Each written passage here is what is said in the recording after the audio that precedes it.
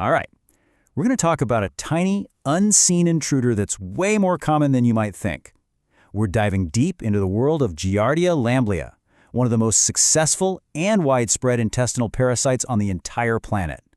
Its story is pretty fascinating, so let's get right into it. First things first, let's just let this number sink in. 280 million. That's not the total number of cases. That's how many new people get infected with Giardia lamblia every single year.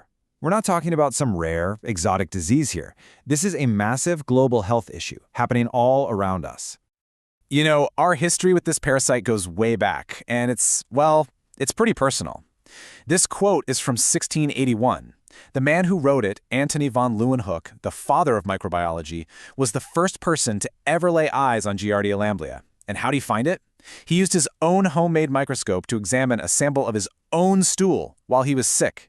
Talk about a hands-on approach to science, right? Okay, so now that we've had that rather intimate introduction from history, let's properly meet the parasite itself. First, here's a really key distinction. When you hear the word parasite, your mind might jump to things like worms, right? Well, Giardia lamblia is completely different. It's a protozoan. That means its entire life, eating, moving, reproducing, is all packed into one single microscopic cell. It's a whole different ballgame than complex multicellular animals like worms. So, where does it live? Giardia lamblia is an endoparasite, which is the scientific way of saying it lives inside its host. But it doesn't burrow into your tissues or anything like that. It just kind of sets up shop on the surface lining of the small intestine. It's the complete opposite of ectoparasites, like ticks or lice, which live on the outside. Now, here's where it gets really interesting. Giardia lamblia isn't just one single thing. Think of it more like a big family with lots of different branches. Scientists call them assemblages, and as you can see, they're pretty picky about their hosts. Assemblages A and B are the main ones that infect us humans, along with other animals. But C and D, they mostly stick to dogs. F is for cats, G for rats, even marine mammals have their own special type. So how does this thing manage to be so incredibly widespread? How does it survive and thrive? Well, it all comes down to its remarkably clever and efficient life cycle. The parasite basically has two forms.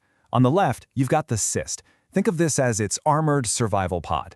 It has this tough outer shell that lets it survive for months out in the environment, just waiting. This is the infectious stage. Then, on the right, you see the trophozoite. This is the active, invading form. Once it's inside a host, this is the one that moves, feeds, and multiplies.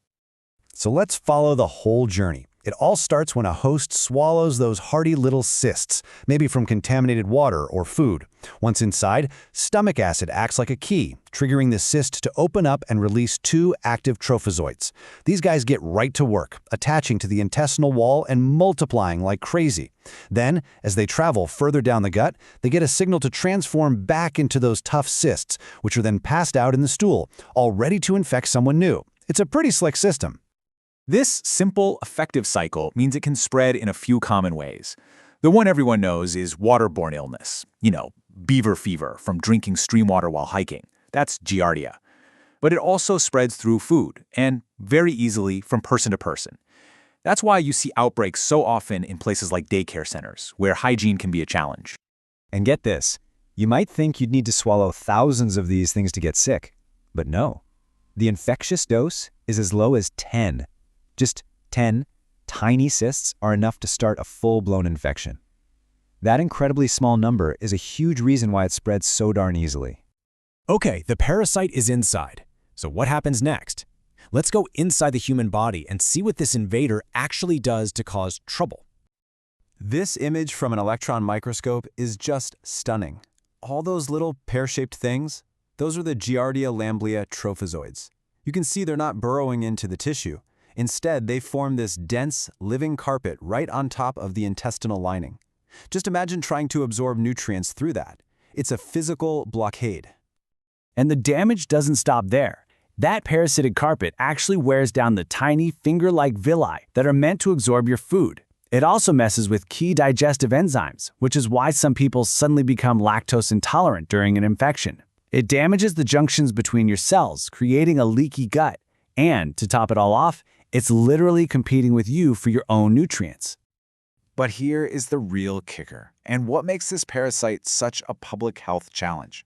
Up to half of all people who get infected show zero symptoms. They feel totally fine. But even though they're not sick, they are shedding millions of infectious cysts into the environment, acting as silent spreaders.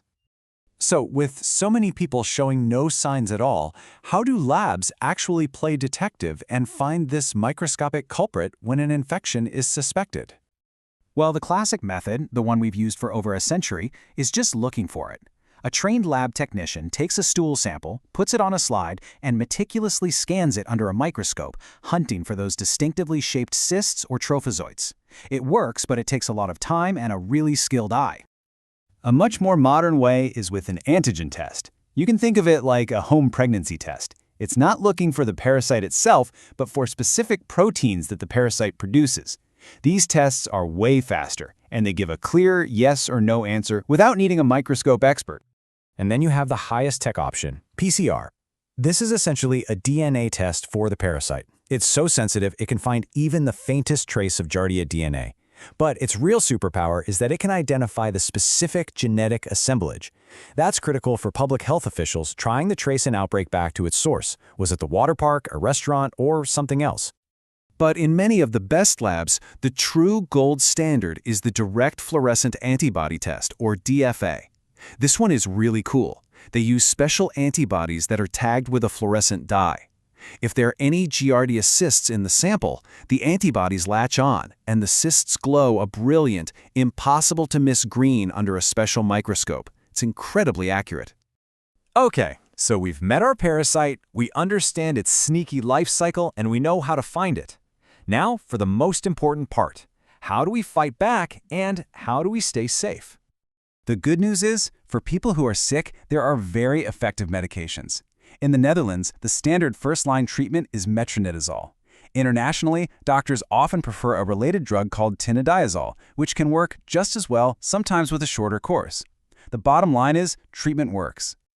But of course, prevention is always better than cure. And the strategies are pretty straightforward, because they all boil down to one goal: breaking that chain of transmission.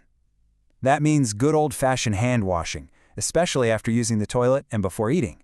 It means trying not to swallow water when you're swimming. And it means being smart about drinking water and making sure you wash raw fruits and vegetables really well. And just for full transparency, all the information for this explainer was compiled using a Gemini deep search. If you want to dive into the research papers and sources yourself, you can find a detailed list in the Notebook LM document we've linked for you in the description below. And that brings us to our final thought. We've seen how this parasite works, but it leaves us with a really tough public health question. If up to half of all infections are completely invisible, with people unknowingly spreading the parasite wherever they go, how can a community ever really protect itself from this unseen intruder? And that's our deep dive into the world of Giardia lamblia. If this explainer gave you a new perspective, do us a huge favor and hit that subscribe button for more breakdowns of complex topics. We'd really love to hear your thoughts or questions in the comments below. Thanks so much for watching.